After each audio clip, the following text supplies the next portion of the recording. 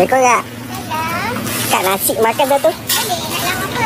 Di sini lauk apa special tak? Yang special kat sini daging belegas, itik Okey. serati, lemak bakar, Okey. paling rare perut ayam asam. Ini perut ayam asam. Ya. Okey, boleh Kak buat makan satu? Boleh. Perut ayam asam satu. Okey, nanti kita asingkan. Okey, dengan itik. Oh, boleh. Lemak tak nak kai? Ha? Oh, boleh. Dengan lemak sekali. Lemak campur Ha. Ini itik serati. Dagingnya boleh. Boleh. Ini lemak bakar. Campur dia punya sos dia sekali boleh? Boleh. Sampai okey.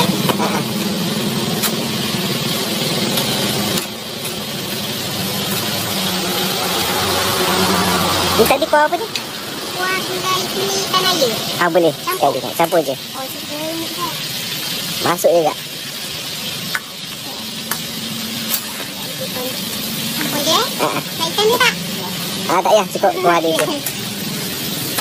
Banyak no lauk lagi. Okey, perai asam satu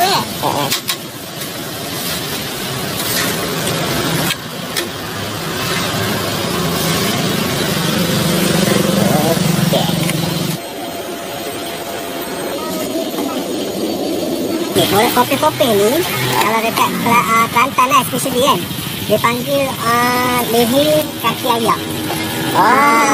Gula kopi ni, makanan tradisi dekat sana. Bila mana kata dulu-dulu, bila mak-mak orang kata anak-anak balik sekolah, kalau nak cepat masak, itulah nasi, gulai kopi dengan apa ni, gulai ayam. Jadi senang, cepat. Cepat. Lagi boleh masak. Nak campur dengan lauk lain. Ni kuah apa kan? Jadi gulai kopi. Okey. Kopi ni lah tulang.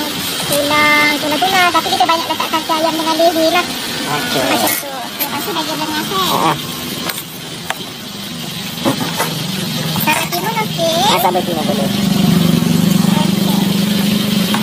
Kak, yang ni simple situ je. Cukup. Okey, boleh tak? Okey.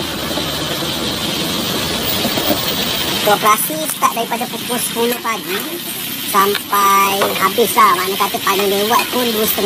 Paling lewat 2.30 lah. Hari-hari buka?